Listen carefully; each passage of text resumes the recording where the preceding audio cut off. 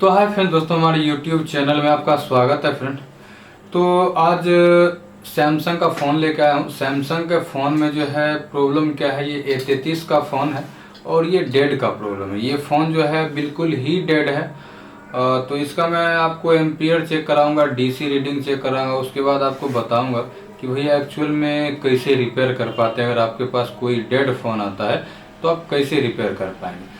तो चलिए मैं सबसे पहले एम्पियर मीटर में आपको चेक करा दे रहा हूँ कि ये USB एम्पियर मीटर में ये क्या ले रहा है reading.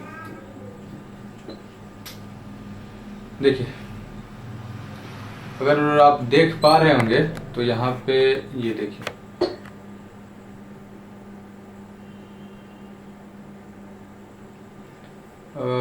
Zero point,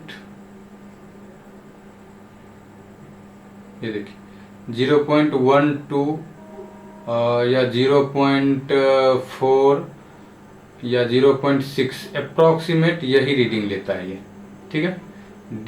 ampere metre में 0.6 या 0.4 ऐसे कुछ लेता रहता है ये, ठीक है। उसके बाद अगर DC रीडिंग की बात करें तो मैं आपको DC रीडिंग भी चेक कराऊंगा। उससे पहले मैं आपको बता दूं कि जो भी भाई हमारे चैनल पे नए हैं तो वीडियो को लाइक और चैनल को सब्सक्राइब कर दीजिएगा, ताकि और भी सारा जो वीडियो लेटेस्ट जो भी वीडियो बनाते रहता हूँ ना, वो आपसे मिस ना हो। तो चलिए मैं वीडियो को शुरू करता हूँ। माइक्रोस्कोप में आपको चेक वगैरह सारा कुछ कराऊंगा कि इसका DC रीडिंग क्या ले रहा है। एम्पियर मीटर तो मैं चेक ही करा ही दिया। इसका DC रीडिंग जो है ना, ये वो स्टक होता है, ये स्टक होता है। इसमें क्या प्रॉब्लम आता है सारा कुछ डिस्कस आगे करेंगे। तो चलिए माइक्रोस्कोप में देखते हैं क्या प्रॉब्लम है, कहाँ से प्रॉब्लम है, कैसे सॉल्व करना है, सारा फुल डिटेल में बात करेंगे। तो यहाँ पे देख लीजिए, वही फ़ोन है, ये A33 का फ़ोन है। ये जो है फाइनली फुल्ली डेड है फ़ोन। मैं इसका सबसे पहले USB रीडिंग आपको चेक करा दे रहा हूँ। जो भाई नहीं देख पा रहे होंगे, उसमें आपको क्लियर नहीं दिखा होगा, उसके लिए मैं आपको दिखा दे रहा हूँ। यहाँ पे देख लीजिए, इसमें 0.1 या 0.6 लेता है रीडिंग, ठीक है। 0.1 या 0.6 आप देख पा रहे होंगे, है ना।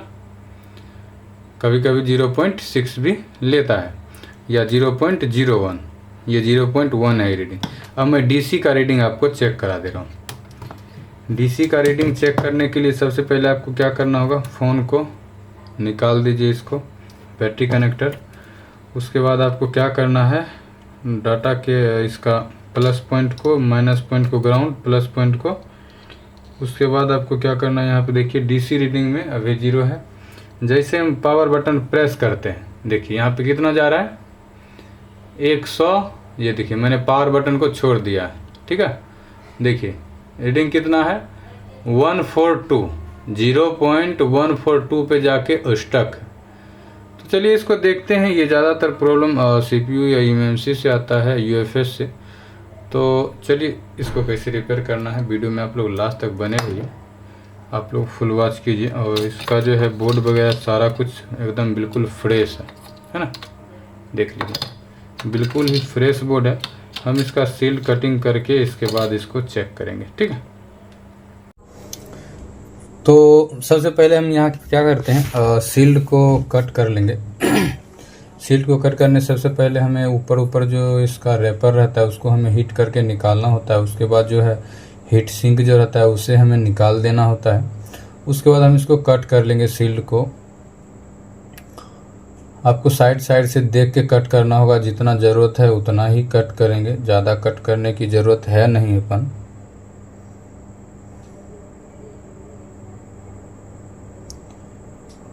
तो मैंने बहुत ही अच्छा से इसको कट कर लिया। आप आराम से कटर से आप काटिएगा। वैसे सैमसंग का ज़्यादा प्रॉब्लम नहीं करता है सील्ड कट करने में, बट थोड़ा सा आराम से करना है। ट्रैक अगर मिस हो जाता है तो फिर बहुत ही ज़्यादा प्रॉब्लम हो जाता है। CPU जो है इनका सैमसंग का है और E8825 ये CPU नंबर है। उसके बाद आपको साइड में जो है क्या करना है, हीट रेजिस्टेंस टेप जो आता है ना, ये वाला बेस्ट होता है, ये लेटेस्ट आया है और ये बेस्ट है। और उसके बाद उस साइड भी अपन दे देते हैं, ताकि दोनों साइड देने से ये होगा कि eMMC साइड जो हीट नहीं लगेगा और कोई कंपोनेंट वगैरह ख़राब नहीं हो।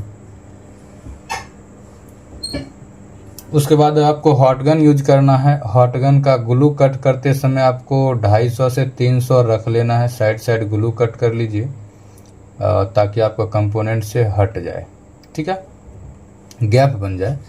अब CPU रिमूव करते समय मैं YCS का यूज कर रहा हूँ, हॉट एयर गन। मैं यूज जो कर रहा हूँ 380 390 यूज कर सकते हैं, आपके अकॉर्डिंग यूज करना पड़ता है। थोड़ा सा आपको पेस्ट यूज करना है, डिपेंड क्या करता है कि आप किस स्पीड से आप हाथ चला रहे हैं। थोड़ा सा हल्के हल्के हाथों में आपको साइड से देना है। मैंने CPU का, MMC का, सैमसंग के ऊपर वीडियो कैसे निकालना है परफेक्टली बताया। हल्के हल्के हाथों से देना है, हल्के हल्के हाथों से। ये देखिए बिल्कुल इजीली निकल गया ना। अगर आप लोगों को CPU, MMC वगैरह निकालने में प्रॉब्लम आ रहा है तो आप हमारे चैनल को सब्सक्राइब कर लीजिएगा। और प्लेलिस्ट आपका मैं बना रखा हूँ CPU, MMC रिमूव करने का और क्लीन करने का। हल्का जो हार्ड पेस्टेड होता है, वाइट पेस्टेड सैमसंग का बहुत ही ज़्यादा दिक्कत करता है, इसके लिए मैंने पर्टिकुलर वीडियो बना रखा है, तो आप लोग प्लेलिस्ट में जाके देख सकते हैं। PPD पेस्ट के बाद थोड़ा सा थिनर हम यूज करते हैं, सॉरी थिनर बोलता हूँ, पेस्ट। PPD पेस्ट और वाइट पेस्ट मैं यूज करता हूँ। उसके बाद रोजिन, हल्का रोजिन इसलिए मारता हूँ क्योंकि बोर्ड जो है ना इसका बहुत ही हल्का लाइट वेट होता है। हल्के हाथों से आपको काम करना पड़ता है, यहाँ पे बिल्कुल हल्का हाथ यूज करना पड़ता है, हल्का हाथ। आयरन का जो हीट है आप 420 से 450 आप रख सकते हैं। एक हल्का हाथों से बार बार जो है ना इस पर डिसोल्डर वायर नहीं चलाना। हल्के हाथों से एक बार इधर से लेंगे, एक बार इधर से लेंगे। इसलिए ऐसा करते हैं कि सैमसंग का बोर्ड जो है ना भाई बहुत लाइट, मतलब बहुत हल्का होता है। थोड़ा सा भी इधर उधर हुआ तो देखिए आपका प्रिंट मिस हो जाएगा या उखड़ जाएगा, तो थोड़ा सा काम बढ़ जाता है। यहाँ पे देखिए जैसे कि वो कुछ कंपोनेंट जो है ना वो मिल गया है, ठीक है, वो कंपोनेंट बोलता हूँ बॉल, तब थोड़ा सा काम बढ़ जाता है, जो कि वो जो है आयरन से ही हाथ लगाने में, आयरन रखने में ही हो गया। तो बताइए अब इतना हल्के हाथों से कर रहे हैं तो प्रॉब्लम आ रहा है। अगर आप लोग स्पीड कीजिएगा तो फिर क्या होगा भाई। देखिए क्लीनिंग शाइनिंग आ चुका है। मैं साइड साइड से जो पेस्ट जो होता है ना ये वाइट वाला, सारे जगह आपको हाथ देना है, हल्का ये ब्लेड लगाना है। इसलिए लगाना है, स्क्रैपर डालना है, क्योंकि ये जो वाइट पेस्ट होता है ना बीच बीच में अगर कहीं भी रह गया छोटा सा भी तो आपका सारा मेहनत पे पानी फेर देगा। आपको फिर से CPU निकाल के लगाना पड़ सकता है। तो इसलिए हल्के हाथों से जो है सारे जगह पे आपको दे देना है। उसके बाद क्लीन करने के बाद वाइट पेस्ट आपको देके हल्के हाथों से एक बार चला लेना है। तो इससे क्या होगा कि बॉल में जो है शाइनिंग भी आ जाएगा और कहीं कहीं वाइट पेस्ट अगर होगा भी बाई चांस तो आपका क्लीन हो जाएगा। तो भैया मैं जो भी वीडियो बनाता हूँ वो 100% टेस्टेड होता है और बिल्कुल नॉलेज के साथ बनाता हूँ ताकि आप लोगों का ज़्यादा टाइम वेस्ट ना हो। ये जो वीडियो देख रहे हैं ना आपको लग रहा होगा भैया छोटा है, बट बहुत ज़्यादा मेहनत लगता है इस वीडियो को बनाने में। मेहनत लगता है। आप लोगों के सपोर्ट अगर अच्छा रहे तो और भी मैं ट्रैक का वीडियो जो बनाता हूँ ना उस पर ही मैं वीडियो बनाऊंगा और अच्छी तरीक़ा से। अब देखिए वो दोनों बॉल जो मिस हो गया है, साइड साइड से मिल गया है, तो उसके लिए आपको UV मास्क लेना है। हल्के हल्के हाथों से रख दीजिए। इससे होगा क्या कि आप लोगों का आराम आराम से आप लगा सकते हैं। अब ज़्यादा दे दीजिएगा तो ज़्यादा हो जाएगा और ज़्यादा देना है नहीं, आपका काम बढ़ जाएगा। तो हल्के हाथों से हल्का हल्का ये देने का भी टेक्निक होता है। आप आराम आराम से कीजिएगा, वीडियो देख के प्रैक्टिस अगर करते हैं सही से मेरा वीडियो देख के तो 100% आप कर पाएंगे। तो यहाँ हम आप अगर सारे जगह देखूं तो अब नहीं है, उसको मैं साइड कर दिया। अब आपको क्या करना है, CPU को क्लीन करना है। CPU का जो ब्लैक पेस्टेड है इसको क्लीन करना। अब देखिए मेरे पास जो है ना मैकेनिक का ये डायरेक्ट ब्लेड आता है, ये बहुत ही अच्छा ब्लेड है। इतना अच्छा ये मीजिंग में आया था बट ये भी अच्छा वर्क करता है। मीजिंग का बेस्ट है। मैं मीजिंग के चक्कर से उठाया था, वो नहीं था तो मैकेनिक का दे दिया। इतना अच्छा नहीं है बट काम होता है।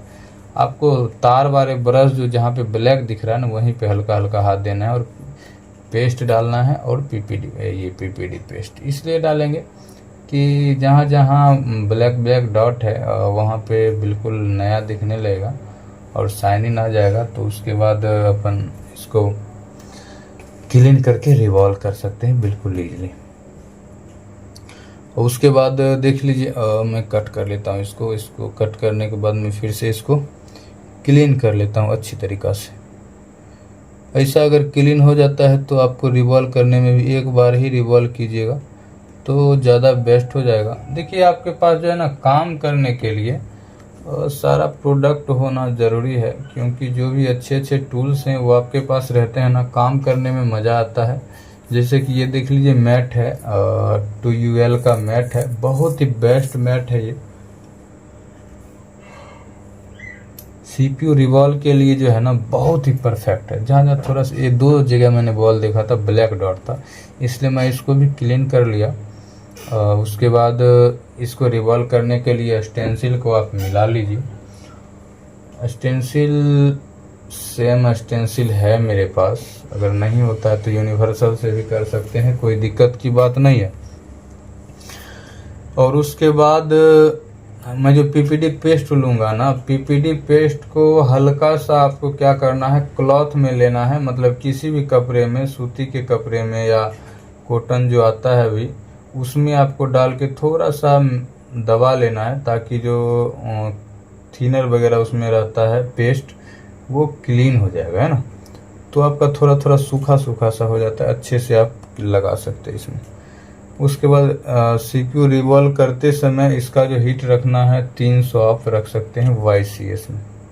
हल्के हल्के हाथों से चारों साइड से घुमा घुमा के देना है। तो इससे होगा क्या कि आपका जो है CPU बहुत ही परफेक्टली रिवॉल्व हो, एक बार में ही रिवॉल्व होगा और 100% टेस्टेड है भैया, एक बार में फ़ोन ऑन भी होता है।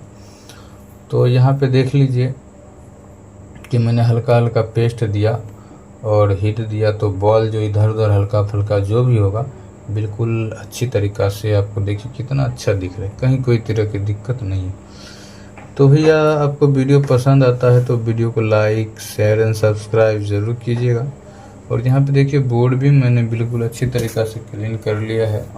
वो जो मैंने लगाया था UV मास्क वो भी सूख चुका है। आप क्या करना है, हल्के हाथों से जहाँ जहाँ भी जगह है, एक भी बॉल ऐसा ना हो कि जहाँ की आपका पेस्ट ना गया हो, हल्का पेस्ट देना है, ज़्यादा नहीं देना है, हाथ से मिला लीजिए आप उसको। उसके बाद आपको क्या करना है, CPU को भी नॉस्कट पॉइंट देख के किस साइड है, आप CPU को भी मिला लीजिए। और उसके बाद CPU लगाते समय जो हीट रखना है YCS में 350-360 रख सकते हैं, बिल्कुल इजीली आपका काम करेगा। तो भैया देख लीजिए मैं लगा रहा हूँ CPU। भैया आप लोगों को वीडियो पसंद आता हो ना तो वीडियो को लाइक और शेयर ज़रूर कीजिएगा। आपका कमेंट ही हमें मोटिवेट करता है कि और भी सारे मैं वीडियो आप लोगों के लिए ला सकूँ भैया, है। तो चैनल को सब्सक्राइब करना नहीं भूलिए। हल्का हाथ देना है, ऊपर से हल्का हाथ देना है, ताकि हल्का हाथ ऊपर से देने में ये होता है कि आपका कोई भी बॉल वगैरह इधर उधर रह जाता है तो वो आपका आराम से लग जाएगा। अब यहाँ से मेरा जो था एक कैपेसिटर निकल चुका था, तो इसको हमें लगाना है।